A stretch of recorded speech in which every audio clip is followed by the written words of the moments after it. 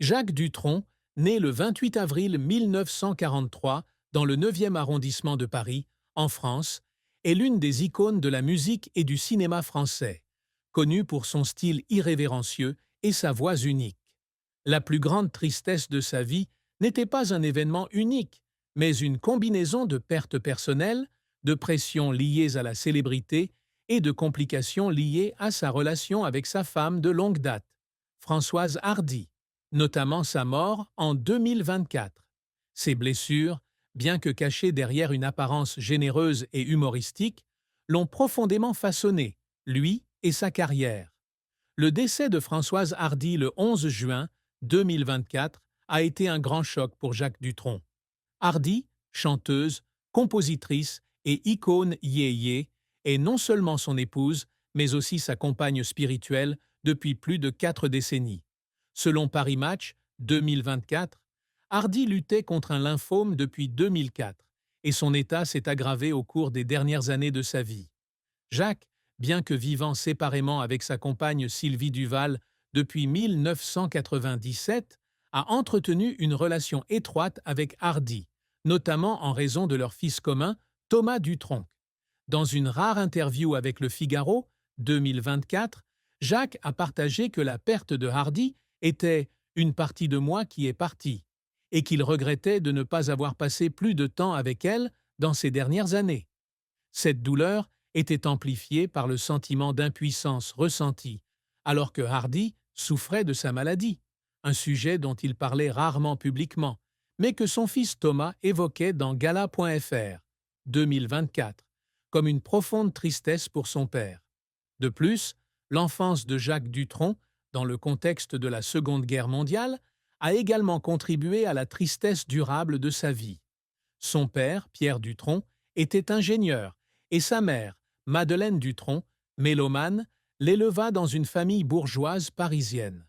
Cependant, selon Wikipédia, 2023, la vie en temps de guerre a laissé des traces dans l'âme de Jacques.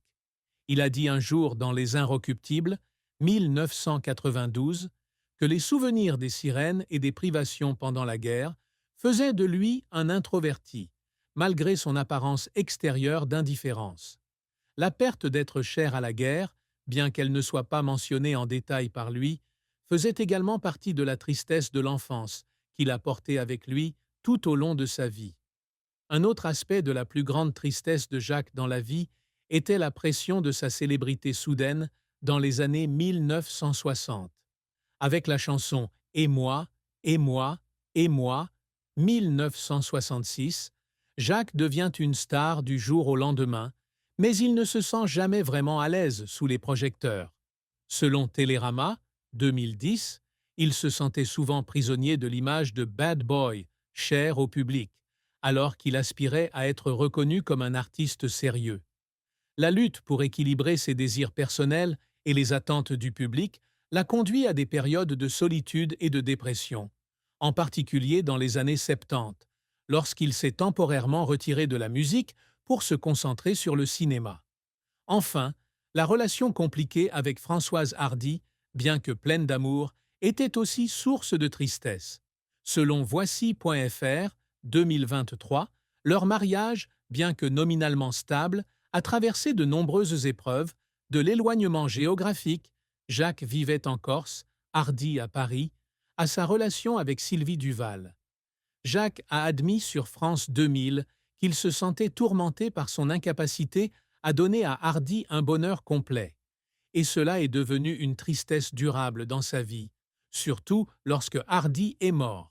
La carrière de Jacques Dutronc est un voyage qui s'étend sur plus de 6 décennies, rempli de grands succès tant dans la musique que dans le cinéma, mais aussi d'échecs et de luttes émotionnelles. De musicien réticent à acteur respecté, Jacques a profondément marqué la culture française. Jacques Dutronc débute sa carrière musicale en 1966, en travaillant comme guitariste pour le groupe El Toro et les Cyclones, et en devenant plus tard assistant de Jacques Wolfson chez Vogue Records.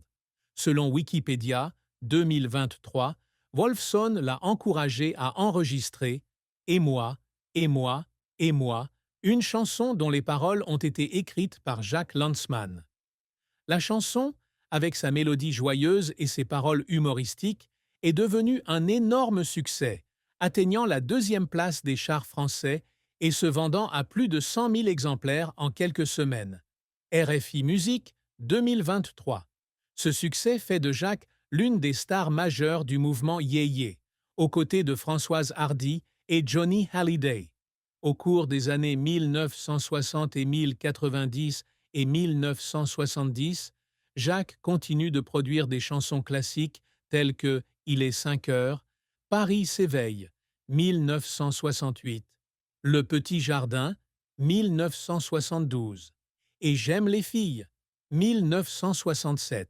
Selon Les Inrecuptibles, 2018, Il est 5 heures, Paris s'éveille est considéré comme l'une des meilleures chansons sur Paris, avec des paroles romantiques et une mélodie douce, qui a valu à Jacques un prix de l'Académie Charles Cros. La combinaison du style irrévérencieux, de la voix chaleureuse et des paroles percutantes de Jacques Lanzmann a créé une signature unique qui l'a rendu aimé à travers les générations. Parallèlement à la musique, Jacques Dutronc connaît également le succès dans sa carrière d'acteur. Il fait ses débuts au cinéma en 1973 avec Antoine et Sébastien de Jean-Marie Perrier. Mais son rôle décisif fut dans L'important, c'est d'aimer, 1975, d'Andrzej Jouhavski, avec Romy Schneider. Selon IMDb, 12-23, ce rôle lui a valu le César 1976 du meilleur acteur, confirmant son talent d'acteur. Il continue de briller dans des films comme Le Bon et les Méchants, 1976, de Claude Lelouch, Van Gogh, 1991, de Maurice Pialat, nomination au César, et Place Vendôme, 1998, avec Catherine Deneuve. En particulier, Van Gogh est considéré comme l'un de ses meilleurs rôles, lorsqu'il s'est transformé en peintre Vincent Van Gogh, avec profondeur et émotion intense. Rotten Tomatoes, 2023. Jacques participe également à des projets scéniques et télévisuels, comme la pièce L'Arnaqueuse, 1996, et apparaît dans des émissions musicales pour promouvoir ses albums. Selon Wikipédia, 2023, il a sorti plus de 20 albums, avec un total de plus de 10 millions de disques vendus, et continue de se produire à l'âge de 82 ans, avec son concert le plus récent, en 2022 à Paris. Malgré son illustre carrière, Jacques Dutronc a également connu de nombreux échecs. L'une des périodes les plus difficiles fut la fin des années 1970, lorsqu'il décida de se retirer temporairement de la musique pour se concentrer sur le cinéma. Selon Télérama, 1980, certains publics et critiques pensaient qu'il avait abandonné la musique, et l'album Guerre et Pets, 1980, n'a pas connu le succès escompté, se vendant seulement à environ 50 000 exemplaires. Wikipédia, 2023. Jacques se sentait alors incompris, car il avait toujours considéré la musique et le cinéma comme les deux faces d'une même passion. Au cinéma, Jacques a aussi connu quelques échecs. Le film de Jean-François Adam, Retour à la bien-aimée, 1979, bien qu'avec Isabelle Huppert en vedette, a été critiqué par la critique pour sa faible intrigue et son manque d'emphase. Le Monde, 1979. De même, C'est pas moi, c'est lui, 1980, de Pierre Richard, n'a pas réussi à attirer le public, avec des recettes au box-office d'environ 300 000 entrées seulement. IMDb, 2023. Ces échecs mettent Jacques sous pression pour maintenir sa réputation, d'autant plus qu'il tente de prouver qu'il est un acteur sérieux. Une autre difficulté réside dans la relation tendue avec les médias.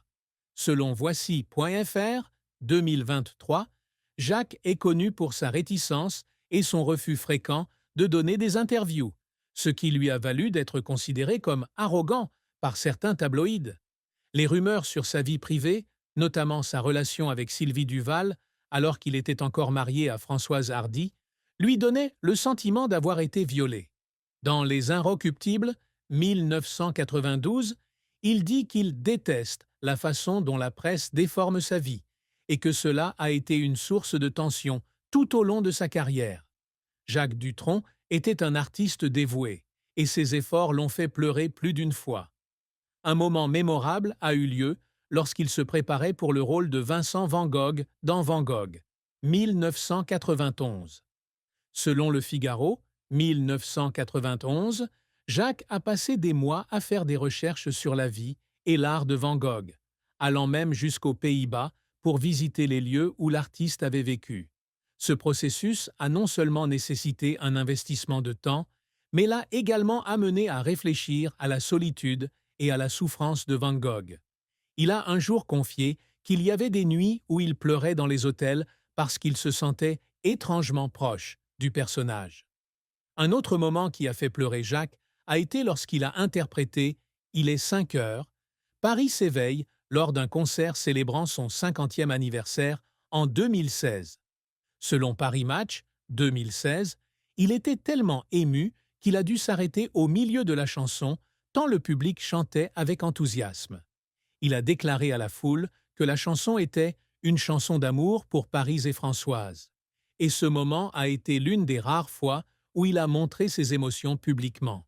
Enfin, collaborer avec son fils Thomas Dutronc sur l'album Dutronc qu'un Dutronc, 2022, a également été une expérience émouvante.